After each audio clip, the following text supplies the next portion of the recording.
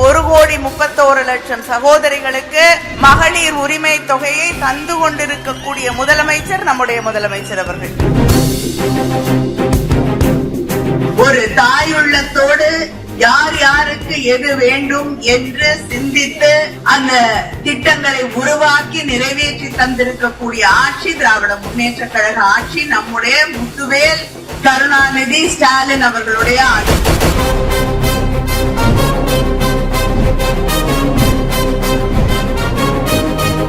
நான் திராவிட முன்னேற்ற கழகத்தை சார்ந்தவள். தலைவர் கலைஞர் அவர்களுடைய மகள் கனிமொழி கருணாநிதி. இந்த மிரட்டலுக்கெல்லாம் நான் பயப்பட மாட்டேன்.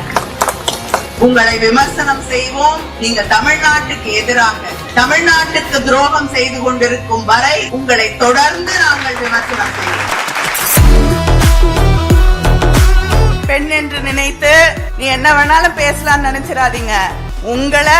உங்களை போல 100 பேரை வெற்றி பெற்ற தலைவர் கலைஞர் அவர்களுடைய மகள் நான்.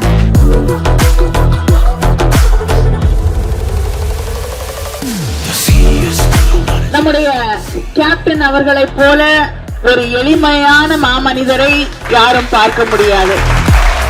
நம்முடைய விவசாயிகளுக்காக கட்டணம் இல்லாத மின்சாரத்தை வழங்கியவர். இன்று நம்முடைய முதலமைச்சர் அவர்கள் எந்தவித மின் கட்டணமும் இல்லாத, எந்த மீட்டரும் பொருத்தப்படாத 20 லட்சம் விவசாயிகள் பயன்பெறக்கூடிய வகையிலே தருவேன் என்று அறிவித்திருக்கிறார்கள். திராவிட முன்னேற்ற கழகம் தரும் சொன்னால் செய்து தரக்கூடிய இயக்கம் திராவிட முன்னேற்ற கழகம். வாக்குறுதிகளை எல்லாம் நிறைவேற்றி தந்திருக்கக்கூடிய ஆட்சியை நடத்தி இருக்கிறோம். நம்முடைய முதலமைச்சர் அவர்கள் மக்களுக்கான ஒரு ஆட்சியை நடத்தி இருக்கிறார் என்ற அந்த உரிமையோடு தான் உங்களிடம் வாக்கு கேட்கிறோம்.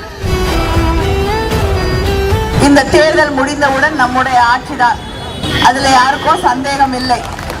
அந்த மகளிர் உரிமை தொகை 2000 ரூபாயாக உயர்த்தி வழங்கப்படும். பிஜேபி நம்மளை ஹிந்தி படிங்கிறாங்க. நான் முதல்வன் திட்டத்தின் வழியாக நம்ம தமிழ்நாட்டில இருந்து படிச்சு போன ஒரு பொண்ணு இன்னைக்கு ஜப்பான்ல வேலை பார்த்துக்கிட்டு இருக்காங்க. ஒரு நிகழ்ச்சியில ஜாப்பனீஸ் மொழி கத்துக்கிட்டு நம்ம முதலமைச்சர் கிட்ட ஜாப்பனீஸ்ல நன்றி சொல்லுது நம்ம ஊர் பொண்ணு. உலகம் முழுவதும் நம்முடைய பிள்ளைகளுக்காக வாய்ப்புகளை பெற்று தந்திருக்கக்கூடிய ஆட்சி திராவிட முன்னேற்ற கழக ஆட்சி, நம்முடைய திராவிட மாடல் ஆட்சி. சில பேர் இன்னைக்கு முன்னாடி நெட்டு இல்ல உணவு இல்லைன்னு சொன்னாங்க.